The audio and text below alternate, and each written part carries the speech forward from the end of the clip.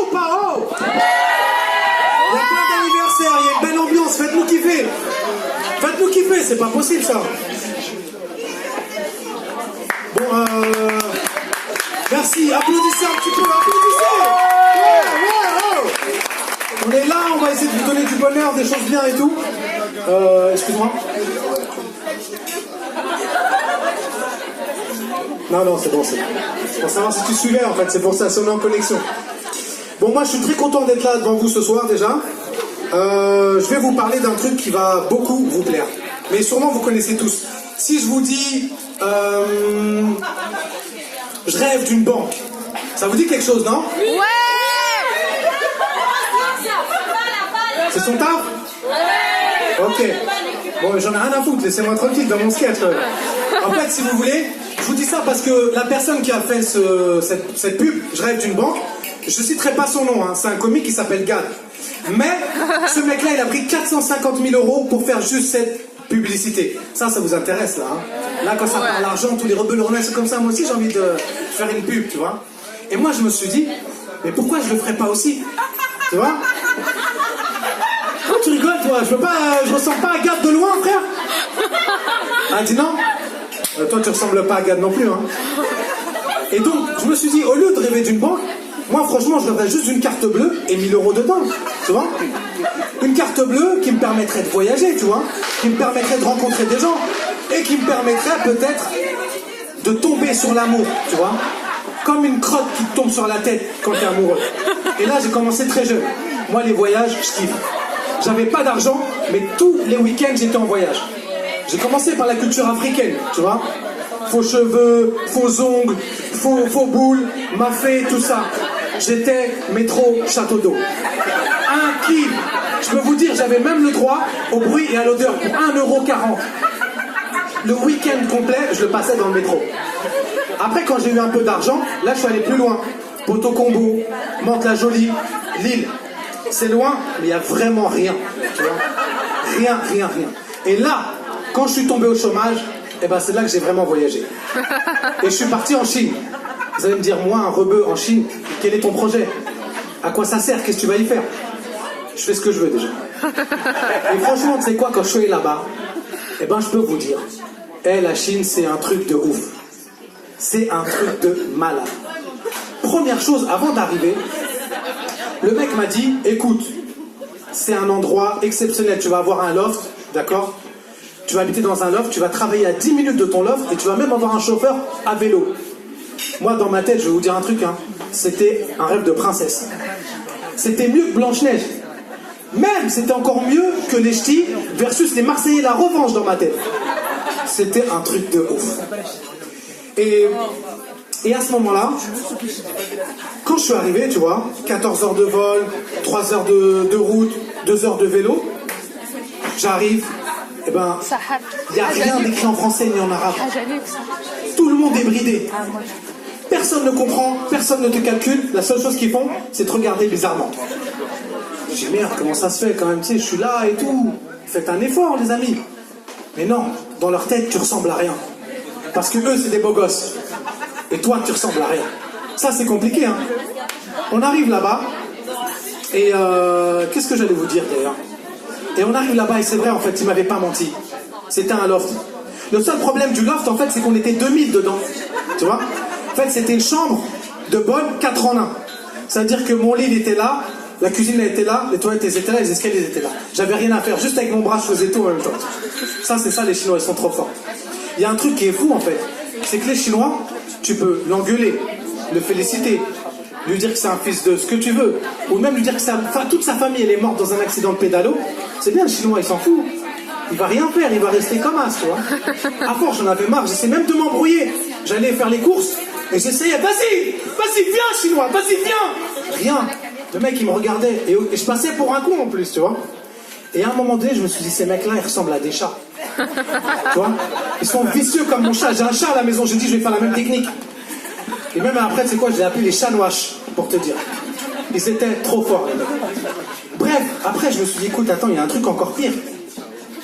J'arrive dans un village, les mecs. Un village de 1 million d'habitants. Ouais, parce qu'en Chine, un village, c'est 1 million d'habitants. 500 000, c'est une cité. 300 000, c'est écrit nulle part sur la carte. Je te le dis. Et j'arrive là-bas, pas un noir, pas un arabe sur 8000 km à la ronde. Frère, ça veut dire qu'en fait, le seul danger pour moi-même, c'était moi-même. Le seul voleur pour moi-même, c'était moi-même. C'est quoi, des fois, même pour me faire kiffer, je me volais un truc. Pour me dire au moins que j'étais vivant, tu vois. Ah, c'était dingue, c'était dingue. Eh, les Chinois, c'est vrai, on dit souvent, ils mangent n'importe quoi. Souvent du chat. Ça vous dit quelque chose, non? Vous en avez déjà goûté, non? C'est bon le chat aussi. Ouais, vous en avez déjà mangé, vous ne savez pas. C'est ça la différence. Et en fait, ils mangent du chat, c'est vrai, mais ils mangent aussi du chien. Chihuahua, pitbull, caniche. Ils font un plat comme as de ouf, tu vois, avec une sauce. Ils appellent ça Royal Canin. Ouais, c'était chambé. Arrêtez de faire parce que vous, de toute façon, ici, vous mangez chinois. Moi, je peux vous dire, hein, j'ai goûté le chien, et ben là, il est beaucoup plus frais qu'ici. Et ça, Psartek la bouteille. On applaudit quand même, on applaudit. C'est la seule de la soirée, on applaudit. On voit ceux qui ont de l'argent. Applaudissons leur lait, applaudissons. Applaudis, applaudis. C'est un anniversaire aussi, non? Bon, bah, applaudis quand même, applaudis quand même. Non, et hormis ça, sinon, je voulais vous dire un truc. En Chine, il y a un truc qui est super, en fait, c'est que là-bas, c'est des super bons vivants. Et ils kiffent faire la fête. Mais quand ils font la fête, eux, ils vont au karaoké, tu vois. Moi, j'allais quasiment tous les jours. Ouais, c'est pas mal. Voilà que c'est bien pour les mains, tout ça, la pédicure. Tout est bon, tout est bon. Et moi, j'allais au karaoké vraiment, vraiment tous les jours, tous les jours, tous les jours. Mais imaginez-vous, quel était leur morceau préféré? C'est quoi le morceau préféré des Chinois, à ton avis? Comment? Attends. Écoutez la blague. Hein. C'est quoi le morceau préféré des Chinois? Qu'est-ce qu'elle m'a répondu? La Suisse. T'as dit quoi? Ah, la cuisse. Ah ouais, ok, excuse-moi, parce que moi j'avais entendu la Suisse. C'est-à-dire la meuf, elle est connectée dans un autre monde que moi, tu vois. Un morceau, je te pensais pas le morceau de poulet, frère, on est où là? Je te passais un morceau musical. Allô, Houston. Hein? C'est quoi? T'es pas mal, franchement t'es bon. Céline Dion aussi c'est pas mal, effectivement. Effectivement. Et il y a encore mieux les filles. Allez, un morceau qui va vous rappeler quelque chose de ouf. Et moi, hein? Fukushima? Alors, je vais regarder que de ce côté-là. Je vais regarder que de ce côté-là, parce que là, ce côté-là, il n'est pas connecté. Fukushima, t'es allé à l'école avant ou pas? Là, je te kiffe. Reste là où t'es. Non, sinon, non, effectivement, ils aiment les morceaux français, mais ils aiment des trucs bizarres. Et moi, tous les jours, ils me demandaient de chanter ces morceaux-là, tu vois. Et pour le coup, je vous en mettrai un. DJ, balance le son. Ça vous rappelle quelque chose ou pas? Ah, il n'y a pas de culture musicale. Ils sont tous 30 ans. Hey, on applaudit là, c'est du lourd ça. Allez, on applaudit. Ça, c'est du lourd, c'est du morceau ça. Et c'est parti. Allez, cours. Et c'est parti. Tous les jours, j'étais en train de chanter Nadia. Une catastrophe. J'étais comme as. Et c'est parti. Moi, dans ma tête, astaghfirullah, pourquoi? Qu'est-ce que j'ai fait? Voilà, si ma mère me voyait chanter Nadia, t'es comme as. Et je lui ai dit comme as. Yalla, Sami, yalla, Tomo, yalla. Et après, c'est quoi, des trucs comme ça? Yalla, Hamdoullah. Moi, dans ma tête, t'as un beaucoup de clip, bien chinois. Beaucoup de clip, tu vas voir, toi. Et je sais, comme as, Nadia. Mais il y a pire que ça. Je vous promets, il y a pire. Parce que c'était des soirées de 6 heures. Hein. Ça, toute la nuit jusqu'au lendemain. Et des fois, c'était vraiment très compliqué pour moi parce qu'ils me demandaient de chanter leur morceau préféré. La demoiselle, elle le connaît. C'est un morceau qui va vous dire aussi quelque chose. Vas-y, Titi.